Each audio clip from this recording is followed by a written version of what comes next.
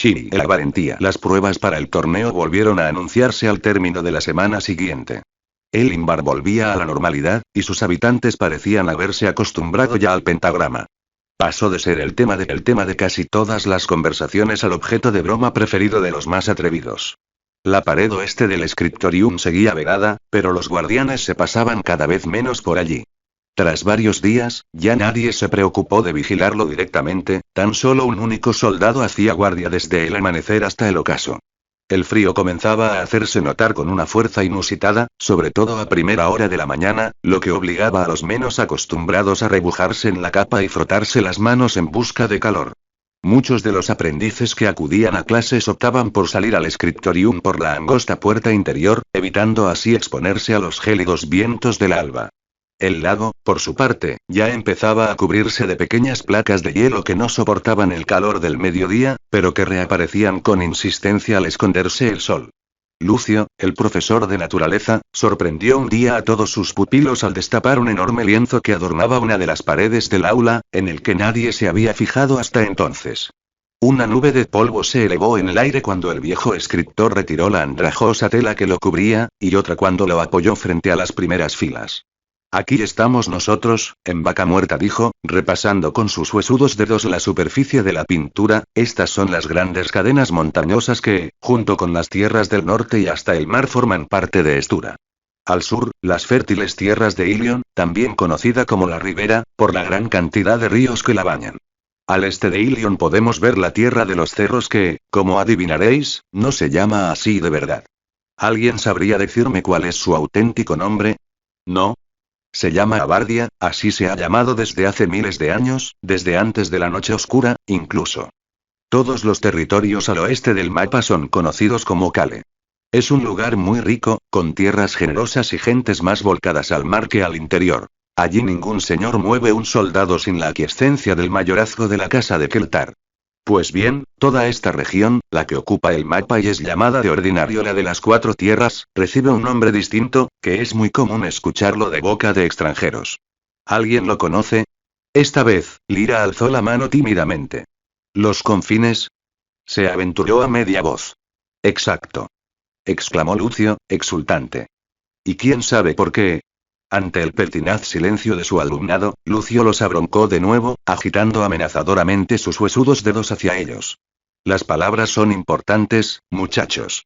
Sin conocer de dónde vienen nunca llegaréis a comprenderlas del todo y así es imposible que las uséis bien.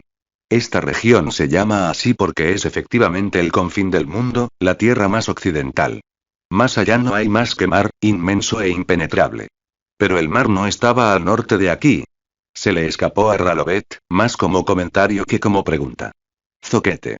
Lo reprendió el escritor. El mismo mar que lame las orillas de Estura cierra Kale por la izquierda. No hay más que un mar. ¿Es que no me escuchas cuando explico las cosas? Lo siento, y balbuceó el muchacho, acongojado. Lucio retomó la explicación, no sin antes dedicar una última mirada de reproche a Ralovet. Después de retórica volvieron a tener clase de historia con Balban, la cual se redujo a una épica narración de la primera guerra mágica contra los Karnaks, aquella que lideraron los propios elementales en persona.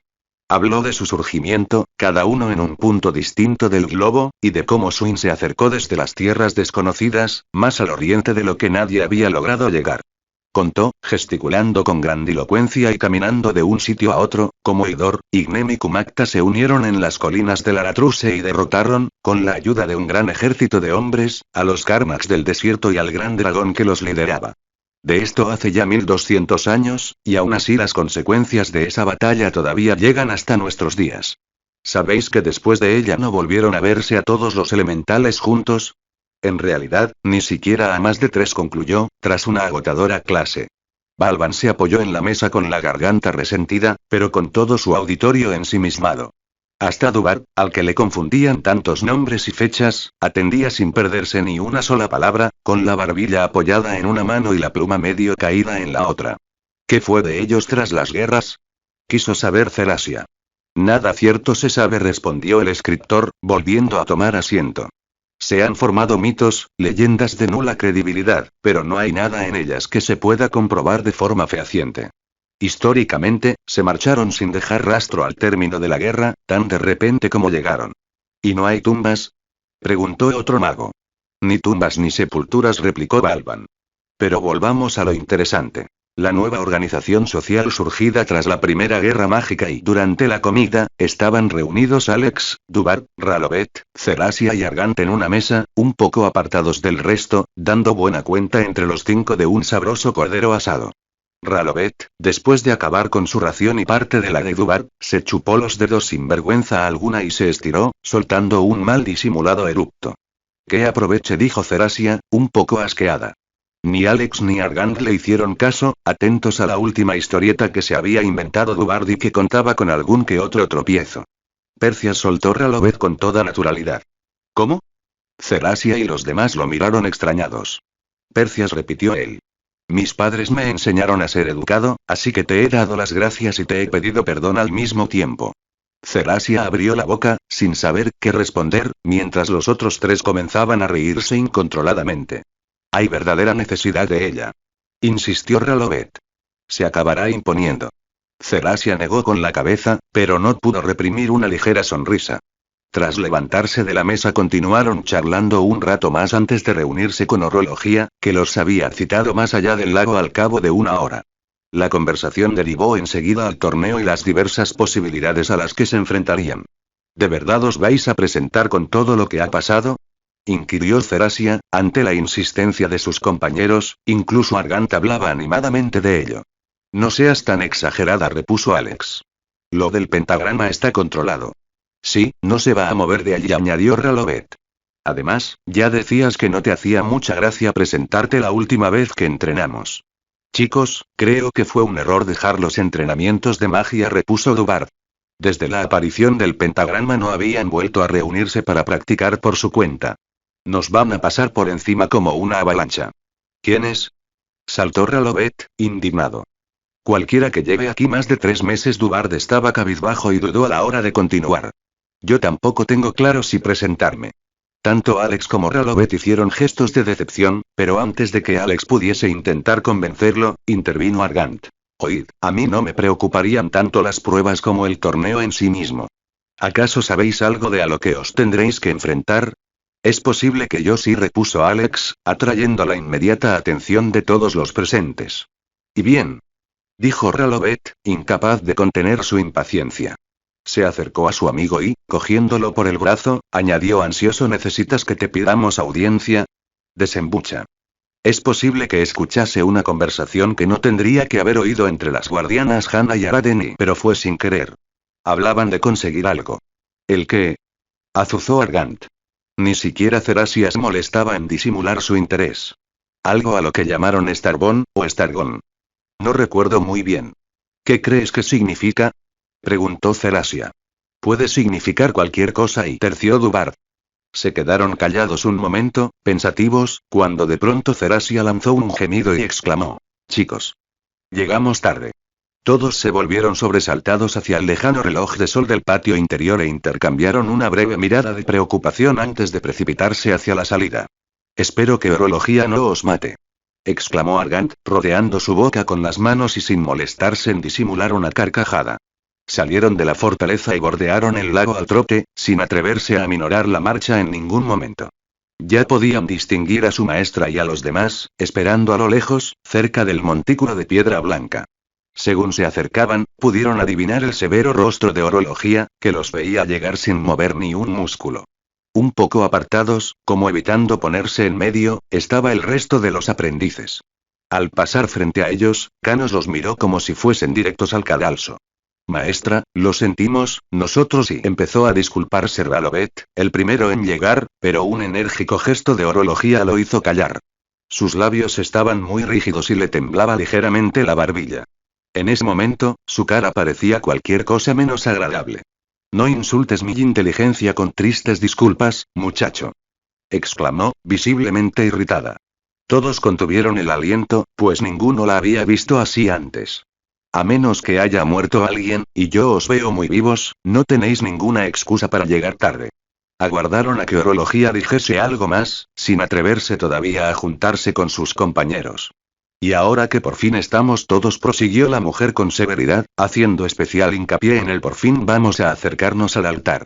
Se acercaron a la pirámide de piedra del otro lado del lago que habían visto de lejos en la primera lección con su maestra. Al aproximarse más esta vez, muchos de sus compañeros no pudieron ocultar su admiración al ver las elegantes escenas talladas en su superficie, de una perfección imposible de imitar para los artistas actuales. En comparación, los tapices y estatuas de Elimbar no eran más que chapuzas hechas por torpes aficionados. Lyra se atrevió a aproximarse más y tocar el vuelo del vestido de una de las figuras más grandes. Una dama recostada sujetando un racimo de uvas. Es de piedra, comentó, después de deslizar tímidamente los dedos por los restos de pintura de una toga, pero parece real. Las figuras del primer piso eran casi tan grandes como un ser humano y, de hecho, a los jóvenes magos les daba la impresión de que comenzarían a moverse de un momento a otro. Estaban dispuestas de tal forma que parecían contar una historia a base de distintas escenas, aunque su significado se les escapaba a todos ellos. Esto, interrumpió Orología, que les había dejado examinarlo, es un altar de sacrificios. Todos se volvieron hacia ella, prestando mucha atención. La maestra seguía seria, pero ya no había rastro alguno de enfado en sus ojos. Es uno de los altares más impresionantes de todos los realizados antes de la noche oscura y el mejor conservado en las 4 tierras, continuó. Pero esa no es su característica más destacable. ¿Alguien puede decirme qué tienen en común todos los altares de sacrificios? Ninguno se atrevió a responder, por miedo a que fuese una pregunta con trampa, salvo Dubard. ¿Los sacrificios? Efectivamente, confirmó Orología, la efusión de sangre. Este altar es, que se sepa, el único de todos los altares jamás construido que no ha sido mancillado por ninguna clase de ritual sacrificial, ni humano ni animal. Muchos se miraban confusos entre sí, sin llegar a entender bien qué tenía aquello de especial. ¿Recordáis que el ofrecer la muerte de un ser vivo era una forma muy común que tenían los antiguos de honrar a sus dioses? ¿No es así? Aunque ahora sepamos que no eran precisamente dioses quienes se aprovechaban de tales prácticas, ellos así lo creían. Cuando llegaron los elementales destaparon el engaño y lograron que los sacrificios se detuviesen, al menos de forma oficial. Sin embargo, los espíritus malignos, que eran los que se habían aprovechado de ellos, no se conformaron y convencieron a muchos hombres de continuar celebrándolos a escondidas. De este modo, se llevaron a cabo sacrificios mucho más sangrientos y ofrecidos sin disimulo a estos espíritus, surgiendo así los primeros brujos. Estos renegados, llamados por las gentes de las que se escondían, mancillaron con sacrificios de esta índole absolutamente todos los altares, salvo este, tal vez por su localización tan apartada o por designios desconocidos, hasta que fueron detenidos por los elementales. Por eso se le conoce como el altar blanco, el único que no se tiñó de rojo con sangre inocente en honor a los espíritus malignos. Este altar fue la causa de que el primer señor de Urzi decidiese establecer Elimbar en este valle en particular. Alex se acercó más a la base. Era de 20 varas de lado, con unas escaleras en el lado frontal que llevaban al siguiente nivel. Igual que el primero, pero más pequeño. El cuarto y último era una especie de repisa orientada al nacimiento del sol, con unos desagües que iban desde la cima hasta la base a través de unos pequeños canalones horadados delicadamente en el mármol. En cada uno de los 3 primeros pisos había una pequeña concavidad donde la sangre podía almacenarse antes de seguir descendiendo. La horrible visión que le inspiró aquello le dejó un regusto amargo en la garganta. Orología les había indicado las escaleras para que fuesen subiendo, y según ascendían les iba explicando el sentido de las figuras de cada nivel. Al final, ya en la cima, expuso con multitud de detalles el proceso del sacrificio, asqueando a todos sus aprendices. Tenéis que comprender la auténtica esencia de la brujería para daros cuenta de hasta qué punto es distinta de la magia tal y como la conocemos nosotros. Son dos contrarios, y alejarse de los fundamentos de uno implica acercarse a los del otro. No hay término medio, de la misma manera que un corazón que se debate entre el bien y el mal acaba cayendo inexorablemente en uno de los dos. Quien decide servir a los demás mediante su don, comprende la perversión de la brujería. Y aquel que es atrapado por sus redes, es incapaz de pensar más que en sí mismo y en la fortuna que le depara el futuro. Es así de cruel. Así de real. Al día siguiente se reunieron a la hora quinta en el patio central, donde iban a tener lugar las primeras pruebas de selección para el torneo patrocinado por Rogen. Los aprendices de orología que quisieron participar se habían reunido en torno a ella, esperando a que los guardianes distribuyesen a los aspirantes.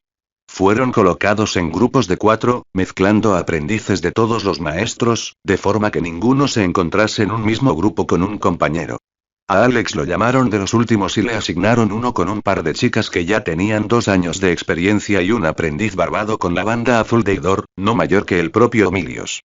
Las chicas permanecían calladas y en actitud de concentración, y cuando Alex las saludó se limitaron a responderle escuetamente. El joven, en cambio, parecía más amigable. Soy Marco de Lezo, se presentó, estrechándole la mano con una amplia sonrisa. Eres de los novatos, ¿no es así? Tranquilo, no seré demasiado duro. ¿Tienes alguna idea de en qué va a consistir esto? Preguntó Alex, más por deshacerse del nudo que tenía en el estómago que por verdadera curiosidad. No es muy difícil adivinarlo, respondió el muchacho, echando un vistazo alrededor. Supongo que nos harán combatir entre nosotros hasta que eliminen a 1 o 2 por cada grupo. Después de pensar unos momentos, Alex se volvió hacia las 2 chicas. Ambas parecían bastante mejor preparadas que él mismo, y ni siquiera se planteaba el compararse con Marco. O tenía mucha suerte o sería el primero de su grupo en quedar eliminado. Al final resultó ser exactamente como Marco había dicho.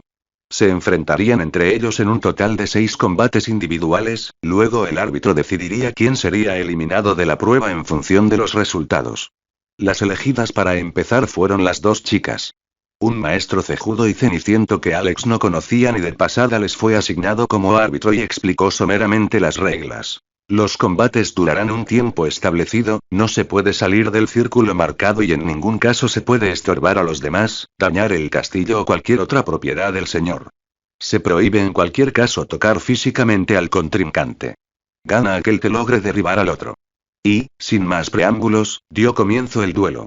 Alex y Marco estaban apartados a una distancia prudencial, observando atentamente, aunque Marco no parecía nervioso en absoluto.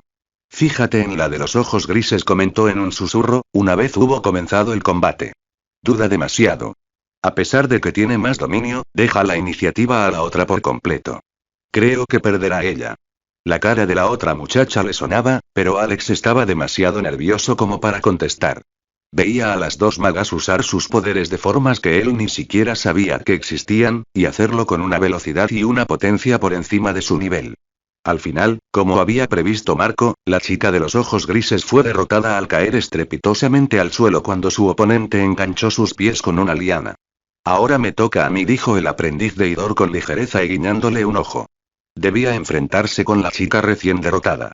No tuvo demasiados problemas, esquivó sus ataques con facilidad y terminó tumbándola con una tromba de agua que le golpeó en la espalda, y tan solo en la mitad de tiempo que su compañera.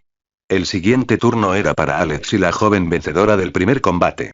Estaba tan nervioso cuando le pusieron frente a ella que casi le temblaban las piernas, y el hecho de ver a su contrincante demasiado concentrada como para dedicarle una simple mirada no le ayudó a tranquilizarse en absoluto. Instantes antes de comenzar la reconoció. Era una de las 2 magas que habían irrumpido en la sala la noche que intentó doblar las tijeras, cuando intentaba demostrar que tenía el don, y era aquella que no lo insultó.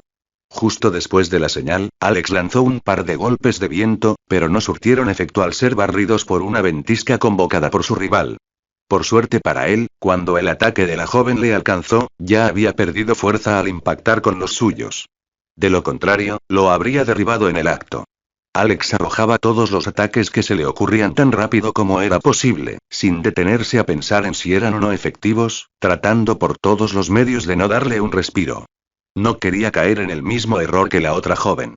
Sin embargo, tras varios intentos frustrados de atraparla por la espalda con pequeñas raíces, ella las carbonizaba todas. Alex sintió como sus brazos se retorcían hacia atrás, empujados por una fuerza invisible. Tal era el dolor que todo lo demás se desvaneció. Los ataques que tenía preparados, el maestro que hacía las veces de árbitro y hasta el propio patio. Solo cuando cayó, primero de rodillas y luego sobre el costado, el dolor cesó. Lo habían derrotado. El árbitro le dejó un poco de tiempo para recuperarse, puesto que en el próximo combate también tendría que participar, esta vez contra la chica de ojos grises. Mientras agitaba los brazos para calmar el dolor, decepcionado por su paupérrima actuación, Marco se acercó a él y le ayudó a estirarlos. No malgastes tus energías con ataques que sabes que no van a surtir efecto, le dijo disimuladamente. Intenta encontrar un equilibrio entre agilidad y eficacia. Ni siquiera sabía que se podía hacer eso con el cuerpo de una persona, murmuró Alex con cierta crispación. Es un ataque complejo y peligroso. Pero que eso no te haga retroceder, pesa mucho más un ánimo audaz y una cabeza fría que un poder inmenso.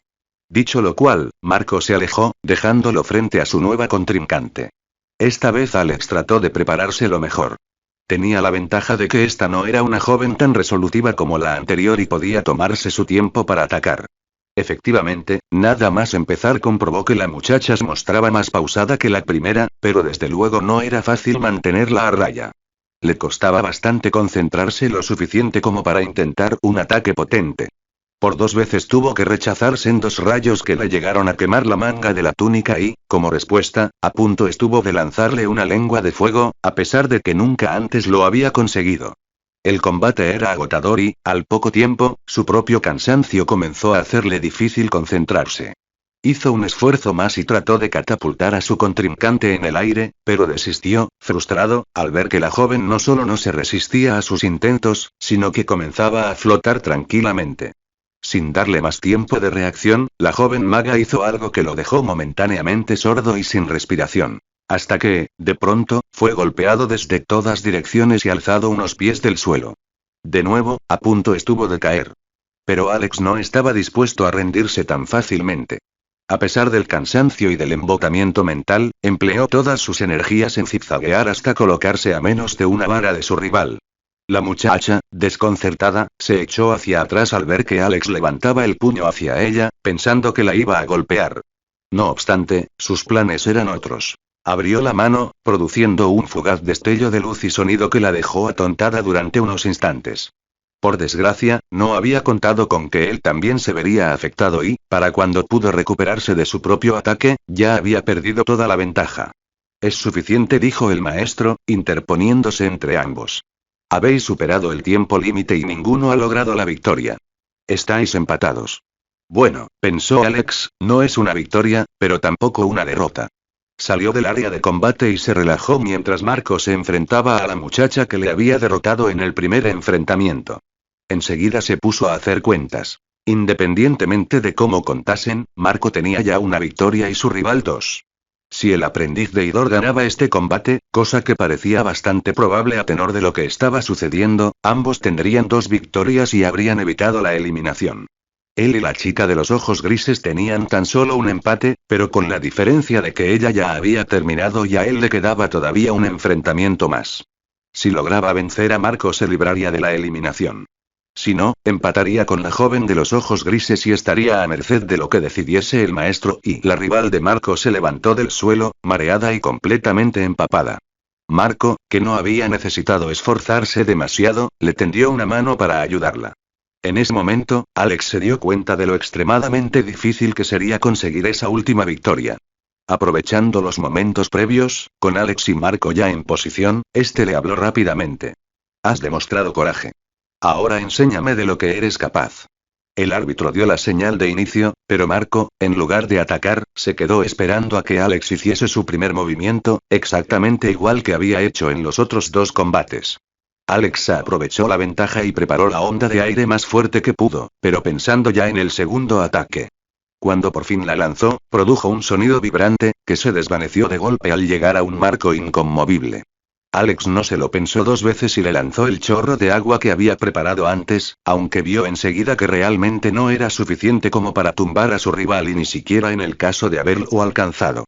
Mientras se lamentaba con amargura de lo estúpido que había sido atacar a un aprendiz de Idor con agua, recibió el primero de los contragolpes. 3 pequeños trozos de carbón creados de la nada que explotaron al entrar en contacto con el suelo. Después de esquivarlos con cierta elegancia, e incluso de devolver uno de ellos a su dueño, buscó la forma de derribarlo por medio de unas raíces, pero antes de que pudiese intentarlo, escuchó el característico sonido de una masa de agua formándose sobre su cabeza y supo que no podría esquivarla, así que hizo de tripas corazón y decidió afrontarla. Se encogió cuanto pudo, afirmó sólidamente los pies en el suelo y se protegió la cabeza con los brazos, aguantando la respiración. El agua que tenía encima se precipitó sobre él, haciéndolo trastabillar con una fuerza inesperada. Sin embargo, no se cayó.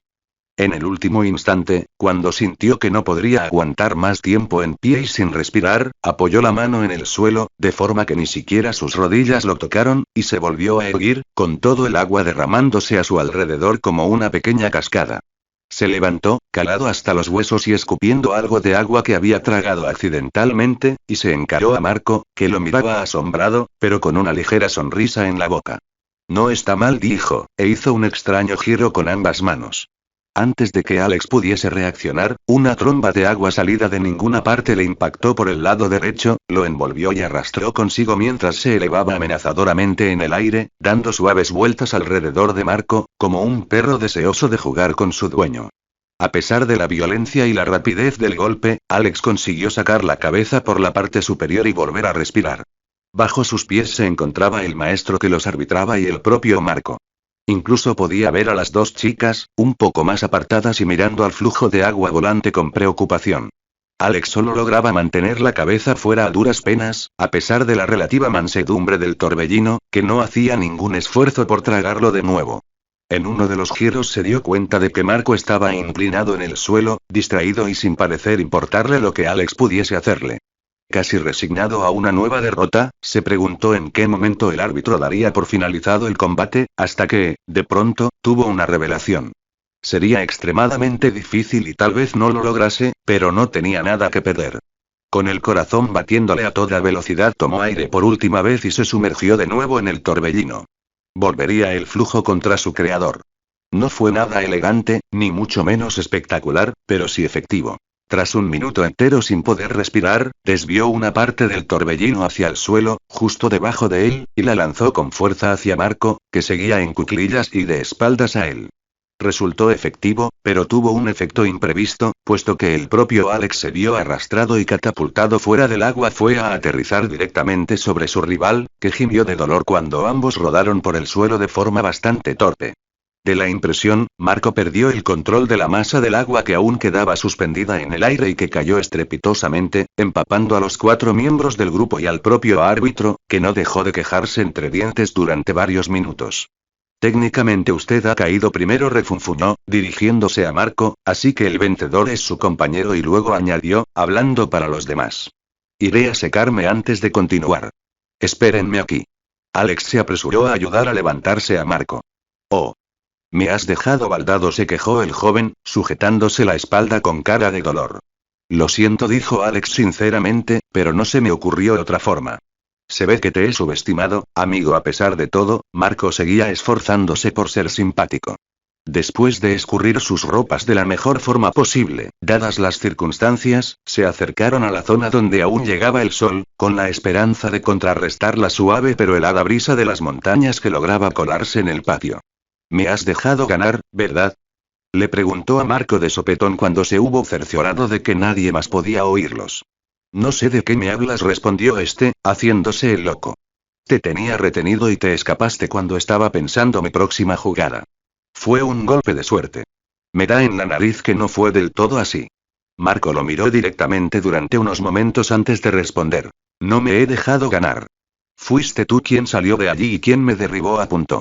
¿Que te di más oportunidades que a las otras? Puede ser, pero tú también habías demostrado más que ellas.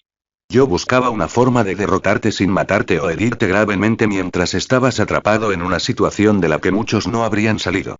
Pero la superaste y me venciste. Pero no limpiamente, puntualizó Alex, todavía algo incómodo por la situación. No podría haberte vencido de ninguna manera si tú no llegas a relajarte tanto. Claro que habrías podido. Exclamó Marco. El maestro ceñudo ya se acercaba desde el otro lado del patio. Te dije que no se trataba solo de lo bueno que seas, o de lo contrario no participaríamos todos, los magos más aventajados y los noveles, juntos en un mismo torneo. Además, no te he dado nada que no te hayas ganado, y si eliminan a esa chica no será porque tú ganases este combate, sino porque ella no consiguió ganar ninguno de los suyos. Al llegar el maestro, les comunicó escueta y desapasionadamente lo que todos ya sabían. La chica de los ojos grises, con 2 derrotas y un empate, era la que se quedaba fuera. Los demás pasáis a la siguiente ronda, anunció, antes de volver a marcharse. Buenas tardes. Las 2 aprendices se alejaron sin decir ni una palabra, la de los ojos grises con andar taciturno. Marco se acercó de nuevo a Alex. Enhorabuena, le felicitó, con un apretón de manos. Espero verte en el torneo. Después de corresponderle, Alex salió a trote ligero en dirección a su dormitorio para quitarse la ropa húmeda, dominado por una indescriptible sensación de alivio. Canos y Duvart también superaron la primera ronda, no así Ralovet, que se pasó el resto de la tarde maldiciendo su eliminación. No es justo. Repetía una y otra vez. Si ese bestia no me hubiera aturdido con tanta fuerza, habría podido vencer al siguiente en el último combate. El muchacho se mostraba inmune a cualquier intento por animarlo, por lo que sus amigos pronto se cansaron de consolarlo y se fueron a hablar cerca del fuego, junto a los sillones que había alrededor de la chimenea. Mientras, afuera, los días se hacían más cortos y el frío azotaba al valle y a la fortaleza sin piedad. Sigo dando vueltas a lo del pentagrama, murmuró Alex, después de un breve silencio. No logro entender qué es lo que pretendían. No te comas la cabeza, respondió Canos con un gesto de hartazgo. Ya se encargarán los guardianes de pillar al gracioso y de darle un buen escarmiento. Es cierto, corroboró Duvart, que parecía más confiado y abierto después de haber superado la primera eliminatoria. Ayer oí hablar a un grupo de segundo que decía que ya tenían una lista de sospechosos y que los estaban interrogando en secreto. No hagas caso de lo que digan, interrumpió Canos, esos saben tanto como nosotros. Y cuando no, se lo inventan. Lo que más me preocupa es la intención que tenía el que lo hizo, insistió Alex. Si fuese por provecho propio, cualquier otro sitio fuera de aquí le habría valido, y afán de notoriedad, ganas de tocar las narices o un pobre apego a su pellejo, enumeró Canos, contando con los dedos. Cualquiera de esas razones puede haber sido la causa. Te recomiendo que no te gastes más la sesera, que es la única que tienes. Claro. Además, puntualizó Duvart, ¿no deberías estar pensando en algo, o alguien distinto? Sí, eso, añadió Canos, incorporándose hacia Alex. ¿Quién era esa belleza que te acompañó a ver a András? Solo es una amiga, se defendió con el entrecejo fruncido. En cuanto a lo de Lee, claro. Una amiga, exclamó Canos con evidente sorna. Duvart agitó las cejas y rió. No eres tú listo ni nada. Alex se recostó en el sillón y guardó silencio. Mirando a sus dos amigos y soltando un largo suspiro, comprendió que no le quedaba más remedio que resignarse.